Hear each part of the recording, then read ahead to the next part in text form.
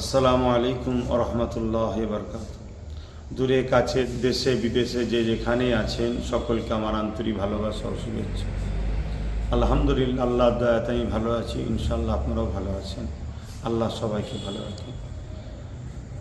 আজ কেন্দ্র সরকার যেভাবে মুসলমান ও ইসলামের সম্পদ, ওয়াকফ সম্পদকে লুটার যে ষড়যন্ত্র করছে সংশোধনীয় বিলের নামে, তার প্রতিবাদে পুরো দেশ জুড়ে আন্দোলন চলছে। ফুরফুরা শরীফ আহলে সুন্নাত ওয়াল জামাতও আন্দোলন করছে।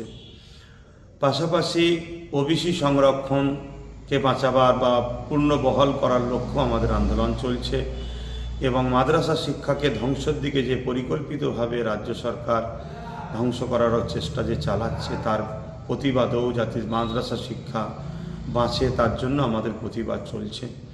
ফুরফুরা আহলে সুন্নাত ওয়াল জামাত রাজ্যের বিভিন্ন জায়গায় এই আন্দোলন করে চলেছে। ঠিক তেমনই আগামী 24শে ডিসেম্বর পূর্ব মাদারীপুর কলাঘাট টেকার স্ট্যান্ডে দুপুর 2টো থেকে বিকাল 4টে পর্যন্ত একটা প্রতিবাদ সভা কলাঘাট ফুরফুরা আহলে সুন্নাত ওয়াল জামাত ইউনিটের পক্ষ থেকে ডাক দেওয়া হয়েছে। আমার প্রত্যেকটা ভালোবাসার মানুষের কাছে আমার আহ্বান, বিগত দিন যেভাবে ন্যায় সত্যের জন্য যখনই আপনাদেরকে ডেকেছি, লক্ষ লক্ষ মানুষ আমার কাঁধে কাঁধ মিলিয়ে পাশে দাঁড়িয়েছেন। এতে আমি গর্বিত, আল্লাহ রাব্বুল আলামিনের শুকরিয়া আদায় করি। আপনাদের মতো ভাইকে আমরা পেয়েছি, পাশে পেয়েছি। ইনশাল্লাহ আগামী 24শে ডিসেম্বর আপনাদের কাছে পাব।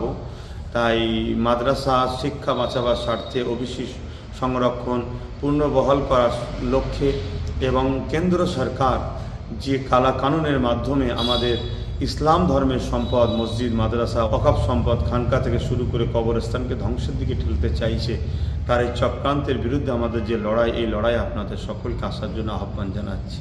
অবশ্যই মনে রাখবেন, শীতের বেলা টাইমটার দিকে দুপুর 2টো থেকে শুরু, বৈকাল 4টে পর্যন্ত ইনশাআল্লাহ হবে। আপনারা সকলে আসবেন এ আশা রাখছি। যেখানেই থাকেন সুস্থ থাকেন, ভালো থাকেন। আবার দোয়া করি আল্লাহ আমাদের সকলকে ভালো রাখেন। আল্লাহ হাফেজ।